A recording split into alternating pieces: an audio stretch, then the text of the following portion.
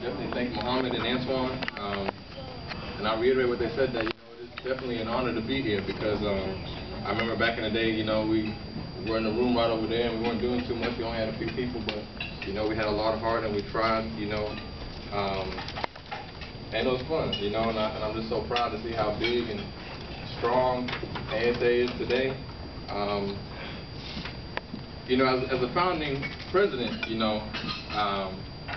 it was a great honor to start this organization, but I know that even if I didn't do it myself, if it wasn't done while I went to the school, I know it would have happened anyways, because the time was coming for Africa to be represented on this campus in a positive way, and so ASA was past due when I started it.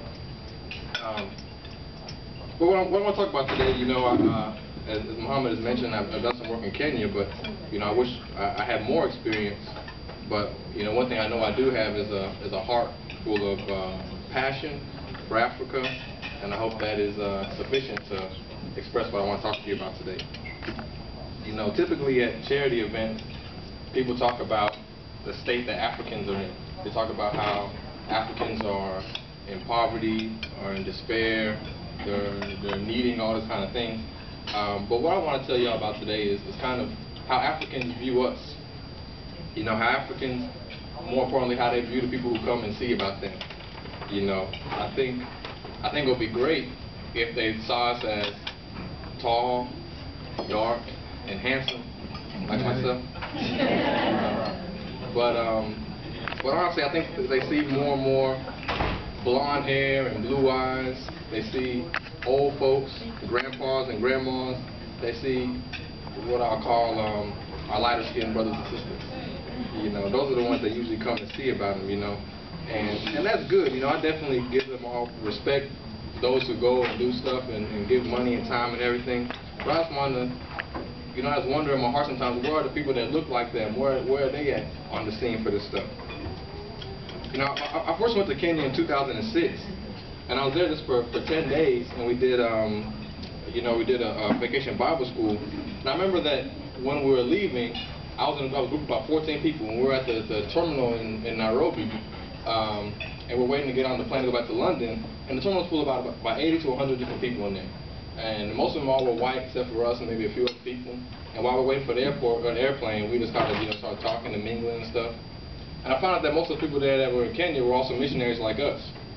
And it was just interesting to know that I'm in a room full of missionaries to Kenya, and me and my group are the only black folks in the room.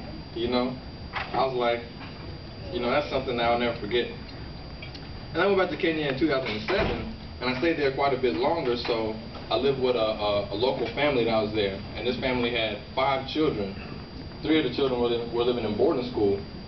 And so I remember one weekend, the dad, wanted to do something nice for me, so he took me out to go meet his son at boarding school. So, we ride the bus and we get there, and when he introduces me to his son, he says, anybody that speaks Swahili in here? Aside from myself, I guess nobody knows. But anyways, what he said was, he said, mtu huyu anaishi nasi. Yeye amezaliwa Nigeria, lakini ametoka America. Yeye ni mtu Amerikani mweusi.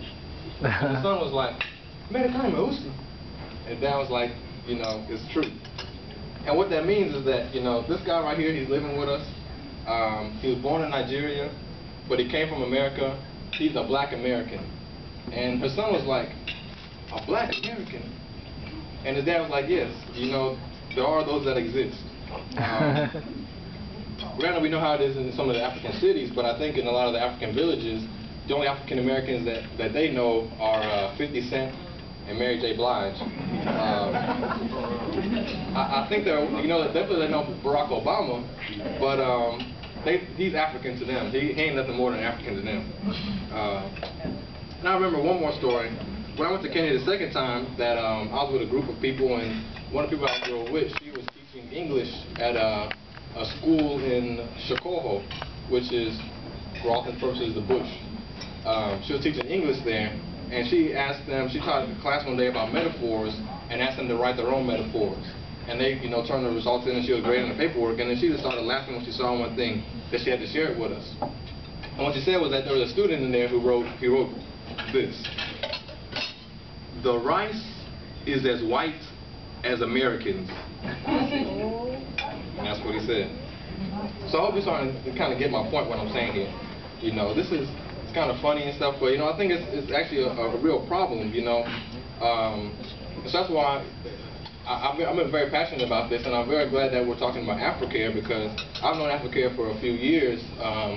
I've seen some of the work, and I've been following them a little bit, and it's a very fascinating organization, and they boast themselves as being one of the oldest and largest African American led organizations that assist Africa. You know, they have some of their main works are dealing with health, HIV and AIDS, food security, agriculture, and of course, as we've seen, water development. And they've been working like from Senegal to South Africa, which if you don't know, that's West Africa to South Africa. And they go from Chad, which is central, all the way to Mozambique, which is southeast. And 93% of all donations that they get go directly to the programs and their initiatives. You know, that's 93 cents for every dollar. And that's very impressive for a charity organization that's based in America. And if all that doesn't tickle your fancy, one of the greatest African leaders we've had, one of the four most leaders on African independence, Nelson Mandela, is their chairman as well. So, you know, my experiences that I've had in Kenya mostly have dealt with orphan care. I've done, you know, vacation Bible school for orphans, and I've traveled back. In fact, I even had a job offer to work with the orphan care situation there in Kenya, but it got messed up because of the election situation that was going on. And through all my experiences doing that, you know, one thing I've picked up is that there is nothing like having somebody that looks like you available. You know, when you can look up to your parents and you can see the same features that you have in their face, the same voice, the same language, when you just can see somebody, it doesn't matter what they tell you, even if they say something wrong, you'll believe it more from somebody that looks just like you, because they know that they've been through the same experiences that you have, and they're going the same place that you're going.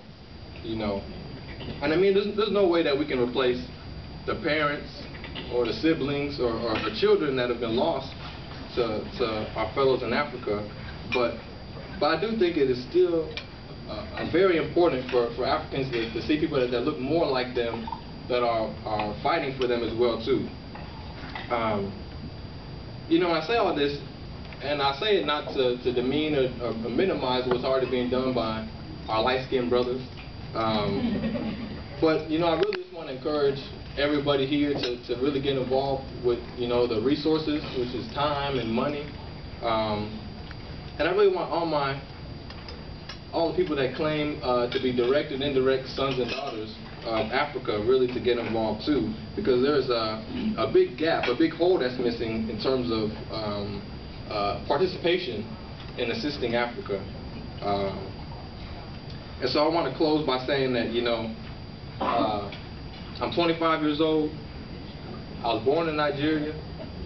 I was raised in America, and I have placed my footprint for my generation in Kenya. You know, I want to ask you, you know, I want to ask each and every one of you that, you know, where do you come from? Where have you been? And when this is all over, where will your generation find your footprint? Thank you.